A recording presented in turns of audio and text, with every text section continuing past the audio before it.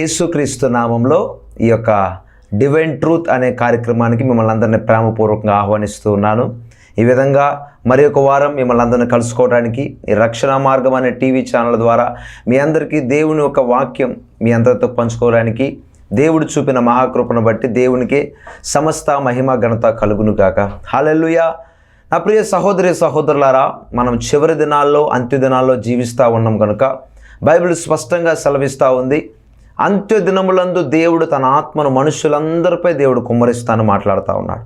కాబట్టి ఎందరైతే దేవుని ఆత్మచేత నడిపించబడతారో వారందరూ దేవుని కుమారులు అనబడతారని బైబిల్ గ్రంథం లేఖనాలు స్పష్టంగా తెలియజేస్తూ ఉన్నాయి. కాబట్టి ఈరోజు నా ప్రియ సహోదరి సహోదరుడా, మనమందరం దేవుని ఆత్మచేత మనం నడిపించబడాలంటే దేవుని ఆత్మ మనలో నివసించి ఉన్నదని బైబిల్ గ్రంథం స్పష్టంగా సెలవిస్తూ ఉంది. 1 కొరింథీ రాసిన పత్రిక 3వ అధ్యాయం 16వ వచనంలో మీరు దేవుని ఆలయమై ఉన్నారని మీరు ఎరగరా అని బైబిల్ చెప్తా ఉంది. కాబట్టి దేవుని ఆలయంగా దేవుడి యొక్క లేఖనం స్పష్టంగా తెలియజేస్తూ ఉంది. కాబట్టి మనము పరిశుద్ధత కలిగి జీవించాలంటే మనలో ఏమి నివాసం చేయకూడదంటే, ఏమి పని చేయకూడదంటే పాపం అనేది మన ఏలుబడి చేయకూడదు. పాపం అనేది మన శరీరాన్ని రూల్ చేయకూడదు.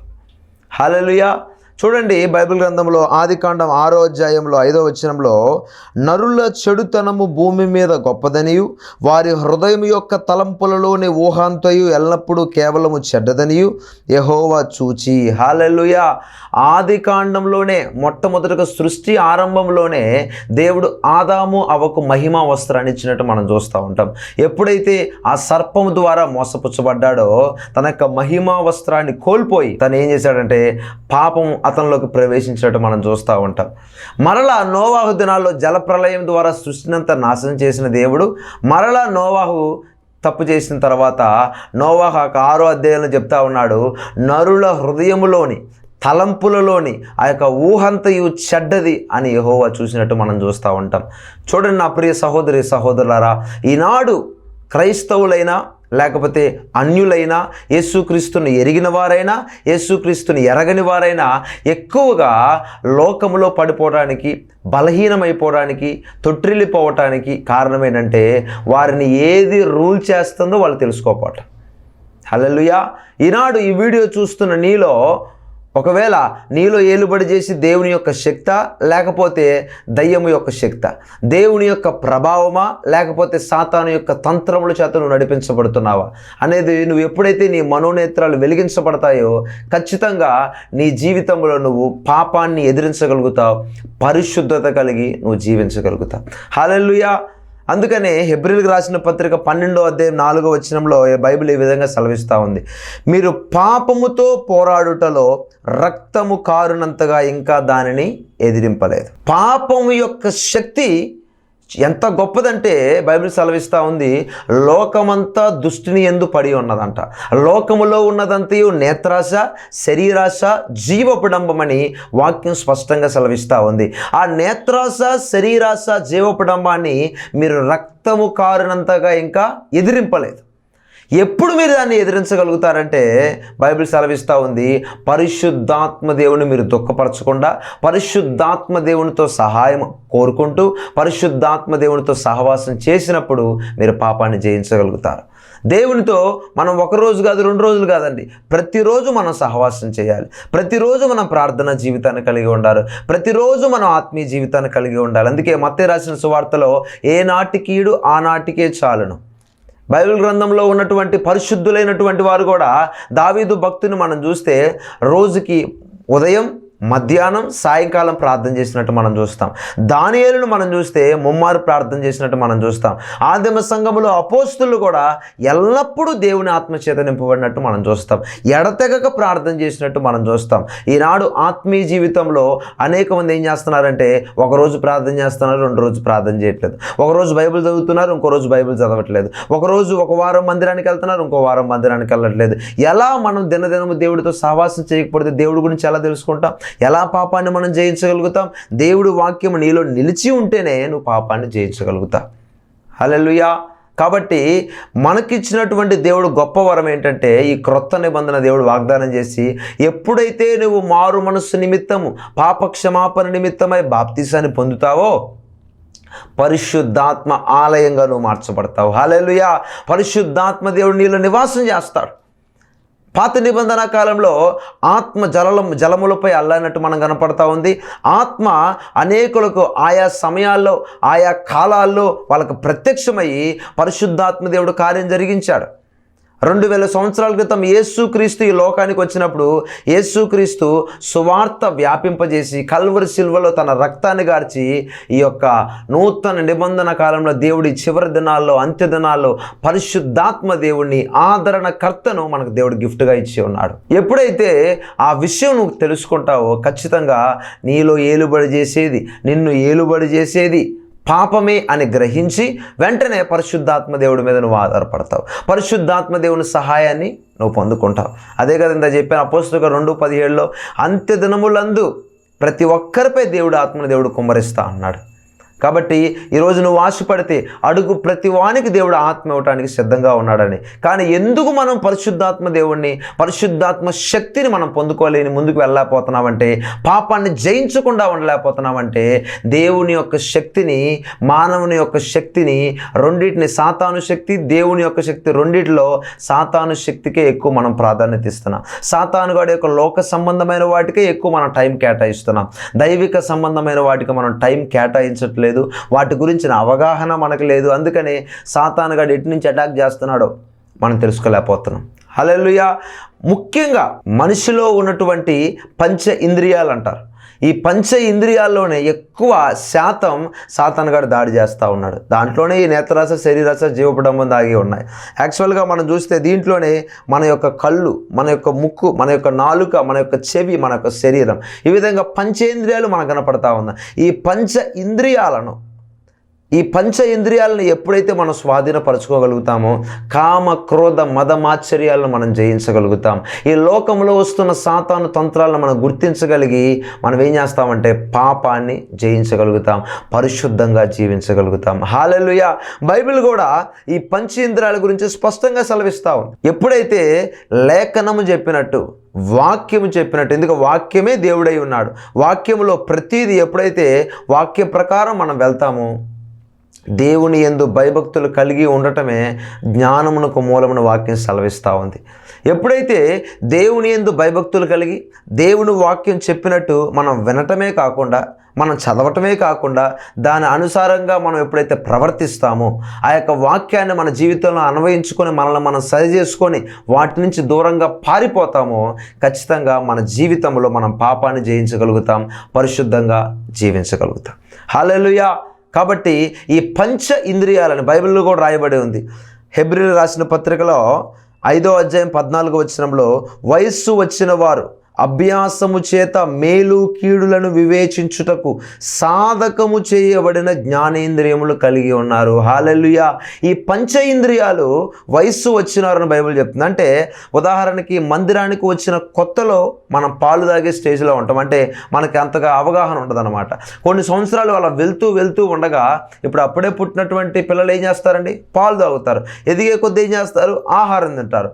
అదేవిధంగా ఆత్మీయ జీవితంలో అప్పుడప్పుడే వస్తున్న మనం ఏం చేస్తామంటే యేసు ప్రభువుని గురించి తెలుసుకుంటాం. యేసు ప్రభువుని గురించి తెలుసుకున్న తర్వాత యేసు ప్రభు వలన మనకు కలిగే ఉపయోగం ఏంటి, యేసు ప్రభు చేయవలన పనులు ఏంటి, ఇవన్నిటిని తెలుసుకొని ఆత్మీయ జీవితంలో మనం కూడా వయస్సు వచ్చిన వారిలాగా మనం బిహేవ్ చేస్తాం.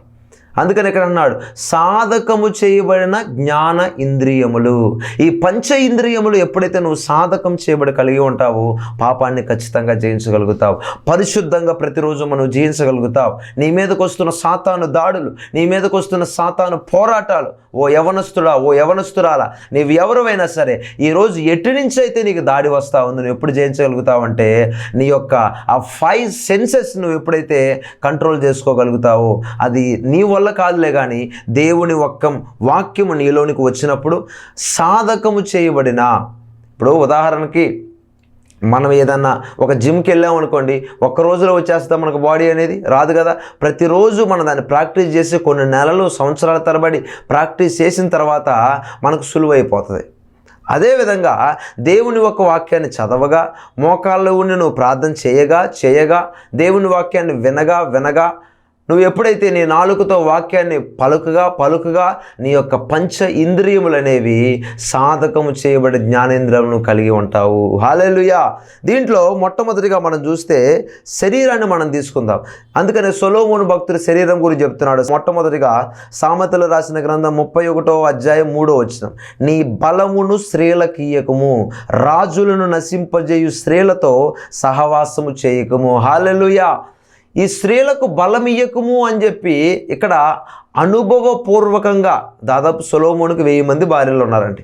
ఈ 1000 మంది భార్యల ద్వారానే వ్యభిచారంలో పడిపోయాడు. 1000 మంది భార్యల ద్వారానే విగ్రహారాధనలో పడిపోయినట్టు మనం చూస్తూ ఉంటాం. 1000 మంది భార్యల ద్వారానే దేవుడు అనుగ్రహించిన జ్ఞానాన్ని పక్కన పెట్టేసి స్త్రీలకు వాళ్ళ హృదయాన్ని ఇచ్చేశాడు. అంత అనుభవపూర్వకంగా ఇక్కడ చెప్తా ఉన్నాడు, స్త్రీలకు నీ బలాన్ని ఇవ్వవద్దు. హల్లెలూయా. బైబిల్ గ్రంథంలో సంసోను జీవితాన్ని మనం గమనిస్తే దెలీలా దేవుడిచ్చిన ఒక అభిషేకాన్ని అతను పక్కన పెట్టేసి శరీర కోరికలకు లోబడి దెలీలాతో పాపం చేసినట్టు మనం చూస్తూ ఉంటాం. కాబట్టి ఈనాడు అనేక మంది యవనస్తురాలే కాకుండా పెద్దవారితో సైతం ఈ యొక్క స్త్రీ వ్యామోహంలో పడిపోతూ ఉన్నారు. యెజబెల్ స్పిరిట్, ఆహాబు ఆత్మ, యెజబెలు ఆత్మ ఈ చివరి దినాల్లో, అంత్య దినాల్లో సంఘంలో పనిచేస్తూ ఉంది, లోకంలో పనిచేస్తూ ఉంది. అనేకులలో ఈ స్పిరిట్ అనేది ఏలుబడి చేస్తూ ఉంది. ఆనాడు ఏలియా ప్రవక్త అప్పుడు కూడా ఈ యెజబెల్ స్పిరిట్ పనిచేసింది. యేసు ప్రభు భూమి మీద ఉన్న దినాల్లో కూడా ఈ యెజబెల్ స్పిరిట్ పనిచేసిందండి. ఈ చివరి దినాల్లో కూడా ఈ యెజబెల్ ఆత్మ పనిచేసి స్త్రీ వ్యామోహంలో పడేస్తూ ఉంది, ఆ యొక్క కామ కోరికల్లో పడేస్తూ ఉంది, నేత్రాస శరీరాశలో పడివేస్తూ ఉంది, ప్రతి ఒక్క జీవితాలను నాశనం చేస్తూ ఉంది. చూడండి, మనం టీవీ ఓపెన్ చేసినా, యూట్యూబ్ ఓపెన్ చేసినా, ఎక్కడ చూసినా మనకేం కనపడుతుందంటే కుటుంబాల మధ్య గొడవలు కనపడతా ఉంది. పలానా వ్యక్తితో రెడీ హ్యాండెడ్గా దొరికిపోయాడు, పలానా వ్యక్తి రూమ్లో పలానా అతనితో వ్యభిచారం చేశాడు. అవే కదా మనకు లేచిన దగ్గర నుంచి కనపడతా ఉన్నాయి. ఇవన్నీ ఎందుకు జరుగుతూ ఉన్నాయంటే ఈనాడు అనేక మంది వారి బలాన్ని స్త్రీలకు ఇచ్చేస్తూ ఉన్నారు. శరీరాన్ని ఏం చేస్తున్నారంటే స్త్రీల వ్యామోహంలో పడిపోతూ ఉన్నారు. అందుకే క్లబ్బులని, పబ్బులని, రకరకాలైనటువంటి వ్యభిచార సంబంధమైన దేశాలు కూడా మనకు కనపడతా ఉన్నాయి.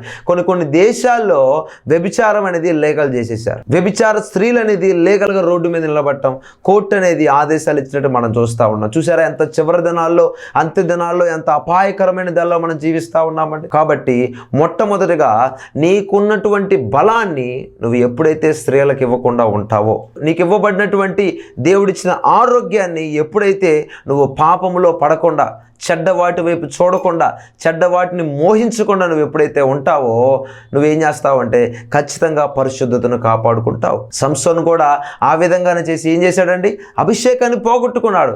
చివరికి దావీదు కూడా ఏం చేశాడంటే బెత్షెబాతో పాపం చేశాడండి. ఈ పాపం అనేది పితరులైనటువంటి వాడు, మన పితరులందరూ ఈ విధంగా స్త్రీ వ్యామోహంలో పడి అనేక రాజ్యాలను సైతం కోల్పోయినట్టు మనం చూస్తూ ఉంటాం. కాబట్టి ఈ చివరి దినాల్లో నువ్వు ఎప్పుడైతే దేవుని వాక్యము చేత నింపబడి, దేవుని ఒక వాక్యం, సామెతలు రాసిన గ్రంథంలో జ్ఞానస్త్రీ గురించి రాయబడి ఉంటుంది. సామెతలు రాసిన గ్రంథం ఎక్కువగా చదవండి మీరు. ఈ జ్ఞానము సొలొమోను రాసినటువంటి సామెతల జ్ఞానం ఖచ్చితంగా రాశాడండి. ఎప్పుడైతే ఈ సామెతలు రాస్తావో నువ్వు ఎలా నీ శరీరాన్ని కంట్రోల్ చేసుకోగలుగుతావు, ఏ విధంగా పాపము నీ దగ్గరకు వచ్చినప్పుడు నువ్వు పక్కకు తొలగిపోతావు. యేసేపు దగ్గరకు పోతీఫర్ భార్య ద్వారా పాపం వచ్చినప్పుడు అతను అవకాశం ఉన్నా చేయలేదండి, అవకాశాన్ని తీసుకొని మరీ చేయలేదు. ఏం చేశాడంటే పాపం వచ్చినప్పుడు పారిపోయాడు, పాపానికి దూరంగా పారిపోయాడు. అతనికి శిక్ష పడిద్దని తెలుసు, అతనికి తప్పు నిందొచ్చిద్దని తెలుసు, అతన్ని తీసుకెళ్లి జైల్లో వేస్తారని కూడా, ఈ విధంగా కంప్లైంట్ ఇస్తుందని కూడా తెలుసు. అతనికి అవగాహన ఉంది, దేవుడిచ్చిన జ్ఞానం ఉంది. అయినా కానీ పాపాన్ని చేయడానికి 100కి 100% ఒప్పుకోలేదండి, దూరంగా పారిపోయాడు. ఈరోజు ఈ వీడియో చూస్తున్న నీవు నీ యొక్క దగ్గరికి అనేక రూపాల్లో పాపం వస్తుంది. స్త్రీ రూపంలో పాపం వస్తుంది, ఫోన్ రూపంలో పాపం అనేది వస్తుంది, ఇంకా అనేక రూపాల్లో టీవీల ద్వారా, సీరియల్ ద్వారా, సినిమాల ద్వారా, షార్ట్ ఫిలిమ్స్ ద్వారా, అనేక విషయాల్లో సాతానుగాడు అనేక రూపాల్లో నిన్నేం చేస్తాడంటే టెంప్టింగ్ గురి చేస్తూ ఉన్నాడు. పాపములో పడేయాలని, దుర్మార్గతలో పడేయాలని, నీ జీవితం నాశనం చేయాలని సాతానుగాడు గర్జించు సింహము వలె ఎవరిని మృంగుదురాని తిరుగుతూ ఉన్నాడండి. తస్మాత్ జాగ్రత్త, అలర్ట్గా మీరు ఉండండి. ప్రార్థనా జీవితం లేకపోతే, వాక్య అనుభవం నీలో లేకపోతే, వాక్యము నీలో స్థిరపరి వాక్యం నీలో నివాసం చేయకపోతే ఎవడైనా సరే, అది ఎంతటి వాడైనా సరే ఖచ్చితంగా తొట్టెళ్తాడు, ఖచ్చితంగా బలహీనమై పడిపోతాడు. కాబట్టి నా ప్రియ సహోదరి సహోదరులారా, ఈ పంచ ఇంద్రియాల్లో శరీరం యొక్క బలాన్ని నువ్వు ఎప్పుడైతే స్త్రీలకు ఇవ్వకుండా ఉంటావో, ఈ యొక్క యవ్వన బలాన్ని దేవుడి కోసం ఉపయోగిస్తావో, నీ జీవితం అంతా బ్రతుకు దినములన్నీ కృపాక్షేమములే నీ వెంట వస్తాయి. హల్లెలూయా. ఇప్పుడు దాకా ఆ విధంగా పాపంలో నువ్వు పడి ఉన్నావేమో, ఇప్పటి వరకు ఆ విధంగా తొట్టిల్లి పడిపోయి ఉన్నావేమో, ఈరోజు దేవుడు నీకు ఛాన్స్ ఇస్తూ ఉన్నాడు. ఈ వాక్యం వింటున్న నీతో, ఈ వాక్యం చూస్తున్న నీతో దేవుడు సూటిగా మాట్లాడుతూ ఉన్నాడు. ఈ రోజైనా నువ్వు మోకరించి దేవుడి దగ్గర నీ పాపములు ఒప్పుకుని ఎడల సత్యాన్ని నువ్వు జరిగించగలుగుతావు. వాక్యం చెప్తా ఉంది, నీ పాపము చేయలేదని నువ్వు చెప్పుకోకుండా దేవుడి సన్నిధిలో నువ్వు చేసిన ప్రతి పాపాన్ని ఒప్పుకొని ఎడల పశ్చాత్తాప హృదయం నువ్వు ఎప్పుడైతే కలిగి ఉంటావో, విర్రిగి నలిగిన మనసే దేవునికి ఇష్టమైన బలిని వాక్యం సెలవిస్తూ ఉంది. హల్లెలూయా. కాబట్టి నా ప్రియ సహోదరి సహోదరులారా, మొట్టమొదటిగా శరీరాన్ని నువ్వు ఎప్పుడైతే నీవు కంట్రోల్లో పెట్టుకుంటావో ఆటోమేటిక్గా నువ్వు యొక్క పాపాన్ని జయించి పరిశుద్ధంగా జీవించగలుగుతావు. హల్లెలూయా. ఈ పంచ ఇంద్రియాల్లో మనకు కనపడేది తర్వాత నాలుక. యాకోబు రాసిన పత్రిక 3:6 నాలుక అగ్నియే, నాలుక మన అవయవములలో ఉంచబడిన పాప ప్రపంచమై సర్వ శరీరమునకు మాలిన్యము కలగజేయుచు ప్రకృతి చక్రమునకు చిచ్చు పెట్టును. హల్లెలూయా. చూసారా, మన యొక్క అవయవములలో అతి చిన్నది కనపడేది నాలుకేలే, కానీ మనకంతా మన శరీరాన్ని అంతా మాలిన్యం అంటే మురికి, అపవిత్రం, చెడ్డదానిగా చేసి అనేక ఆ యొక్క రకాలైన పాపములో పడేసి దానికి కారణం ఏంటంటే నాలుకే. నీ నోట్లో నుంచి వస్తున్న మాట, నీ నోట్లో నుంచి వస్తున్నటువంటి ప్రతి ఒక్క మాట ఏం చేస్తుందంట, ప్రకృతికి ఆ యొక్క చక్రమునకు చిచ్చు పెట్టేస్తుందంట. ఊళ్ళో మనం చూసుకుంటే ఇక నోరు వేసుకొని పడిపోయి మాట్లాడుతూ ఉంటారు. నోరును అదుపులో పెట్టుకోకుండా కంట్రోల్ చేసుకోకుండా అనేక మంది కొట్టుకుంటూ ఉంటారు. మాటతో ప్రారంభమైంది చంపుకునేదాకా వెళ్ళిపోతుంది. ఈ రోజుల్లో ఏదో భార్య ఏదో అందని భర్త భార్యని చంపేసినట్టు మనం చూస్తూ ఉన్నాం. పిల్లలు ఏదో అన్నారని పిల్లల్ని కోపంలో కొట్టి చంపేసినట్టు మనం చూస్తూ ఉన్నాం. అలాంటి చివరి దినాల్లో మనం బతుకుతున్నాం అన్నమాట.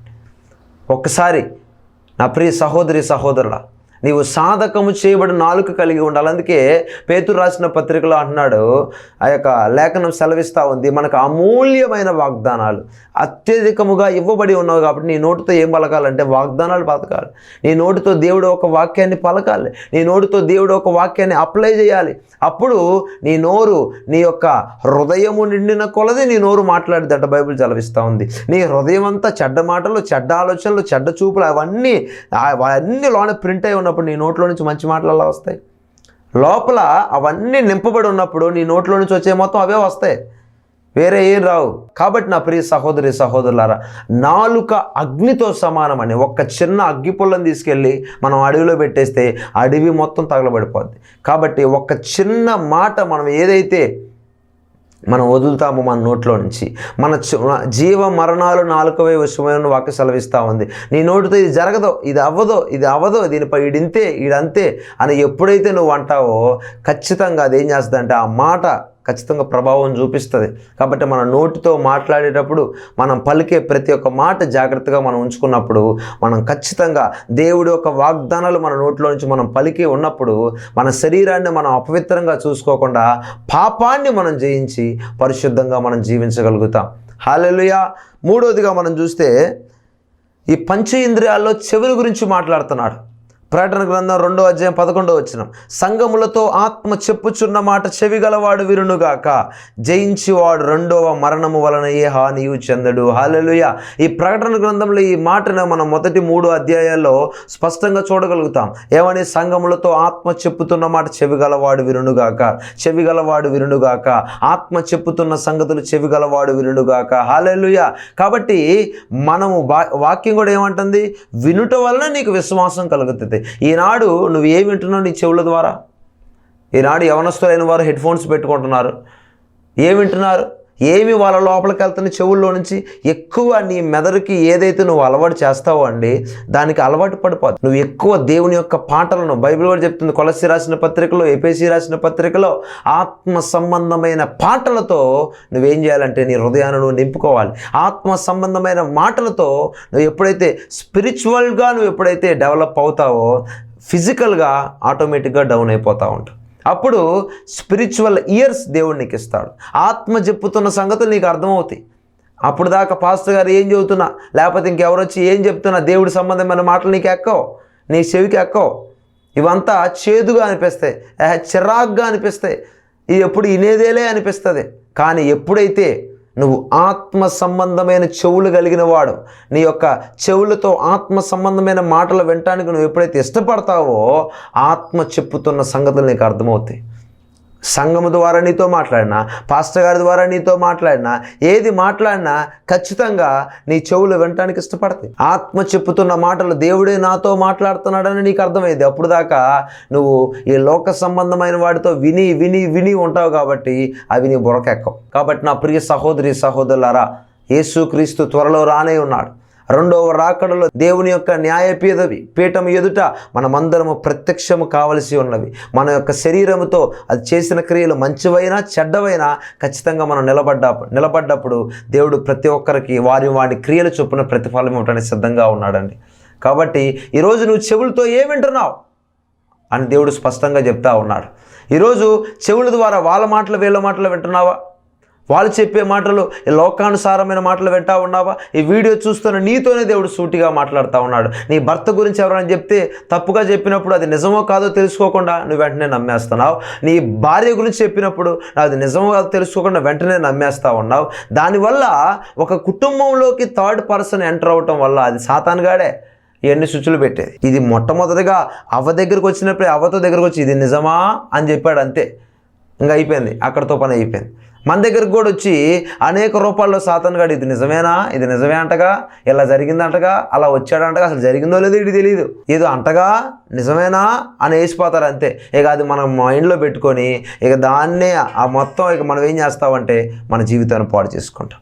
ఇక అదే మన మైండ్లో పెట్టుకొని మనం ఏం చేస్తామంటే కుటుంబంలో గొడవలు, పోరాటాలు. హల్లెలూయా. కాబట్టి నా ప్రియ సహోదరి సహోదరులారా, ఏమి మనం ఎక్కువ అధికంగా వినాలంటే ఆత్మ చెప్పుతున్న సంగతులు మనం వినాలి. వాక్యాన్ని ఎక్కువగా మనం వినటం వల్ల మనము ఆత్మ సంబంధమైన చెవులు, సాధకము చేయబడినటువంటి చెవులు కలిగిన వారమై ఆత్మ చెప్పుతున్న మాటలు మనకు అర్థమవుతాయండి. హల్లెలూయా. కాబట్టి మొట్టమొదటిగా ఈ పంచేంద్రియాల్లో ఏం చెప్పాను, శరీరాన్ని మనం స్వాధీనం చేసుకోవాలి. రెండవదిగా ఎప్పుడు శరీరాన్ని స్వాధీనం చేసుకోగలుగుతామంటే శరీర కోరికలకు తావివ్వకుండా, స్త్రీలకు మన బలాన్ని ఇవ్వకుండా ఉండినప్పుడు. రెండవదిగా ఏం చెప్పాను, నాలుక గురించి చెప్పాను.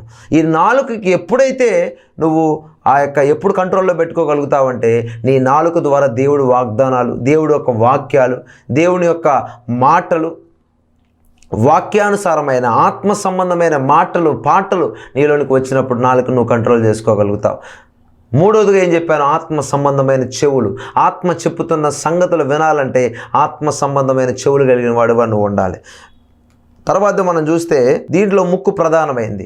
దీంట్లో మనం చూస్తే 2 కొరింథీ రాసిన పత్రిక 2వ అధ్యాయం 15వ వచనం, రక్షింపబడు వారి పట్లను నశించు వారి పట్లను మేము దేవునికి క్రీస్తు సువాసన అయి ఉన్నాము. హల్లెలూయా. ఈ ముక్కు ద్వారా మనకు కనపడేది ఏంటంటే సింబాలిక్ సువాసన మనకు కనపడతా ఉంది. ఎప్పుడైతే యేసు క్రీస్తులోనికి బాప్తీసం పొందిన నీవు క్రీస్తును ధరించుకొని ఉన్నావని వాక్యం గలతీ 3:27లో స్పష్టంగా తెలియజేస్తూ ఉంది. కాబట్టి నువ్వు ఎక్కడ నిలబడ్డా, నువ్వు సెంటర్లో నిలబడ్డా, లేకపోతే ఇంట్లో ఉన్నా, లేకపోతే నలుగురు మనుషుల మధ్య ఉన్నా, వర్క్లో ఉన్నా, ఆఫీసులో ఉన్నా, బిజినెస్లో ఉన్నా, ఊరు వెళ్ళినా, ట్రైన్లో ఉన్నా, బస్సులో ఉన్నా, నీలో నుంచి ఏం రావాలంటే క్రీస్తు అనే సువాసన వచ్చినప్పుడు ఖచ్చితంగా పరిమళ తైలముగా దేవుడు మార్చడానికి తాను అప్పగించుకున్నాడండి. క్రీస్తు అనే సువాసన నీలోంచి ఎప్పుడైతే వెదజల్లబడతా ఉంటుందో ఖచ్చితంగా నువ్వు కూడా ఈ పంచ ఇంద్రియాల్లో ఉన్నటువంటి సువాసన, పరిశుద్ధత కలిగినటువంటి దేవుని వాక్యం అనే క్రీస్తు అనే సువాసన నీలో నుంచి వస్తాండి. హల్లెలూయా. ఆటోమేటిక్గా నువ్వు దాన్ని కంట్రోల్ చేసుకోగలుగుతావు. చివరిగా మనం చూస్తే కళ్ళ గురించి మనం మాట్లాడతాం. యేసుక్రీస్తు కూడా ఈ కళ్ళ గురించి చెప్పాడు. 2 రాజుల గ్రంథం 6:17, యెహోవా వీడు చూచున్నట్లు దయచేసి వీడి కండ్లను తెరవమని ఎలీషా ప్రార్థన చేయగా యెహోవా పనివాడిని కండ్లను తెరవజేసెను. సంఖ్యాకాండం 22వ అధ్యాయం 31వ వచనంలో అంతలో యెహోవా బిలాము కన్నులు తెరిచెను. హల్లెలూయా. అనేక మంది 2 కొరింథీ రాసిన పత్రిక 4:4 ప్రకారం ఈ సువార్త ప్రకాశమానము ప్రకాశింపకుండా నిమిత్తము యుగ సంబంధమైన దేవత గుడ్డితనాన్ని కలగజేస్తూ ఉందండి. ఆత్మ సంబంధమైన నేత్రాలు తెరవబడకుండా నువ్వు దేవుని యొక్క దర్శనాన్ని నువ్వు చూడలేవు. ఆత్మ సంబంధమైన నేత్రాలు తెరవబడకుండా దేవుని యొక్క ప్రత్యక్షత నువ్వు చూడలేవు. ఆ విధంగానే బిలాము యొక్క కళ్ళను దేవుడు తెరిచాడు. ఆ విధంగానే గెహజీ యొక్క కళ్ళను దేవుడు తెరిచాడు. ఆ విధంగానే దమస్కు ప్రాంతంలో అపోస్తులుడైనటువంటి సౌలు ఎవరైతే ఉన్నాడో సౌలు యొక్క కళ్ళను దేవుడు తెరిచాడు. ఆ విధంగానే లూది యొక్క హృదయాన్ని దేవుడు తెరిచినట్టు మనం చూస్తూ ఉంటాం. దేవుడు ఎప్పుడైతే మనోనేత్రాలు నీకు వెలిగించబడతాయో నువ్వు ఖచ్చితంగా ఆత్మ సంబంధమైన కళ్ళు కలిగి నువ్వు దేవుని యొక్క ప్రత్యక్షత చూడగలుగుతావు. నీ కంటికి కనపడేదంతా ఆ యొక్క పర్మనెంట్ కాదు, టెంపరీ అని చెప్పి నీకు తెలుస్తుంది. అందుకని యేసు ప్రభు చెప్తా ఉన్నాడు, 2 కళ్ళలో అవసరమైతే ఒక కన్ను పీకేసుకొని నువ్వు ఉండు. ఎందుకంటే 2 కళ్ళతో నరకంలో పోవటం కన్నా ఒక కంటితో నువ్వు పరలోకానికి వెళ్ళటం బెస్ట్ అన్నాడు. హల్లెలూయా. కాబట్టి నా ప్రియ సహోదరి సహోదరులారా, ఈ చూపు అనేది, ఈ యొక్క కళ్ళు అనేది మన శరీరాన్ని అందరికీ అద్దం లాంటిది. కాబట్టి మనం ఏది చూస్తున్నాం, ఏది మనం చేస్తున్నాము అనేది మనం ఎప్పుడైతే చూసుకుంటామో ఖచ్చితంగా ఎలీషా గెహజీ వల్ల ఎప్పుడైతే నీ కళ్ళు తెరవబడతాయో నువ్వేం చేస్తావంటే దృశ్యమైన వాటిని చూడవు, అదృశ్యమైన వాటిని చూస్తావు. చాలామంది ఏం చేస్తారంటే దేవుడు నీకు ఇది చేస్తాడమ్మా, దేవుడు నీ కార్యం చేస్తాడు, దేవుడు నీ మీద ప్రణాళిక ఉందంటే చెప్పొచ్చారులేండి, ఏం చెప్తారండి, ఏం ప్రణాళిక అండి, మా జీవితాలన్నీ ఎప్పుడు ఇంతేనండి, మా బతుకంతా ఇంతేనండి, ఎప్పుడు అప్పులు పాలేనండి, ఎప్పుడు మా కష్టార్జితం ఉండదని ఈ విధంగా అవిశ్వాసంగా మాట్లాడుతూ ఉంటారు. ఎందుకంటే వారు దేవుని యొక్క శక్తిని చూడలేదు, దేవుడి యొక్క మహిమను వాళ్ళు కనుగొనలేదు, వారి యొక్క మనోనేత్రాలు వెలిగించబడలేదు. అందుకని వాళ్ళు ఏం చేస్తున్నారంటే దృశ్యమైన వాటిని చూస్తూ ఉన్నారు. కాబట్టి ఈ విధంగా నా ప్రియ సహోదరి సహోదరులారా, ఎప్పుడైతే సాధకము చేయబడిన జ్ఞానేంద్రియములు నువ్వు కలిగి ఉంటావో అప్పుడు ఖచ్చితంగా పాపాన్ని నువ్వు జయించగలుగుతావు, పరిశుద్ధంగా నువ్వు జీవించగలుగుతావు. హెబ్రీయులకు రాసిన పత్రిక 12వ అధ్యాయంలో స్పష్టంగా సెలవిస్తూ ఉన్నాడు, లేఖనం సెలవిస్తూ ఉంది, పరిశుద్ధత లేకుండా దేవుణ్ణి ఎవడు చూడలేరు. కాబట్టి ఈనాడు దేవుడు నీ దగ్గర నుంచి ఏం కోరుకుంటున్నాడో తెలుసా? పరిశుద్ధత కోరుకుంటున్నాడు. పరిశుద్ధతగా జీవితం నువ్వు ఎప్పుడైతే జీవిస్తావో, కనీసం పరిశుద్ధత జీవితం జీవించడానికి ప్రయత్నం చేయాలండి. నువ్వు ప్రయత్నం చేయకుండా అన్ని దేవుడే చేయాలంటే ఎలా? హృదయాలోచనలు మనుష్యుని వశమని వాక్యం సెలవిస్తూ ఉంది. కాబట్టి దేవుడు ప్రతిరోజు నీకు ఒక అవకాశం ఇస్తున్నాడు, ఏదో ఒక రూపంలో నీకు అవకాశం ఇస్తున్నాడు. నువ్వు మరలా చేసిన తప్పే చేస్తూ, చూసిందే చూస్తూ, చేసిందే చేస్తే మరి ఎక్కడ నువ్వు వెంటనే మళ్ళీ ఏం చేస్తావు? దుర్మార్గతలో పడిపోతావు, బుద్ధిహీనంగా తిరుగుతావు. నీ యొక్క కాలానికంటే ముందుగా నువ్వు ఈ లోకాన్ని విడిచిపెట్టి ఖచ్చితంగా నరకానికి వెళ్ళిపోతావు. కాబట్టి నా ప్రియ సహోదరి సహోదరులారా, ఈ వీడియో చూస్తున్న దేవుడు నీతోనే మాట్లాడుతూ ఉన్నాడు. దేవుని యొక్క ఆలయమైన నీవు, దేవుని యొక్క కుమారుడువైన నీవు, దేవుని యొక్క సొత్తు అయినటువంటి నీవు నేను మనమందరం ఏం చేయాలంటే పరిశుద్ధత జీవితం కలిగి, సారూప్యము కలిగి, ఆయన యొక్క పోలికగా మార్చబడటానికి, ఆయన యొక్క సారూప్యంలోనికి మార్చబడటానికి దినము మనం పరిశుద్ధపరచబడాలి. అట్టి కృప దేవుడు మీకు, మీ కుటుంబానికి, మీ బిడ్డలకు సదాకాలం తోడై మిమ్మల్ని నడిపించి మీకు ఆ కృప దేవుడు ఇచ్చునుగాక. ఆమేన్. కళ్ళు మూసుకొని ప్రార్థన చేద్దాం. స్తోత్ర మహాపరిశుద్ధుడా, మహాగణుడా, నీకు వందనాలు స్తుతులు నాయన.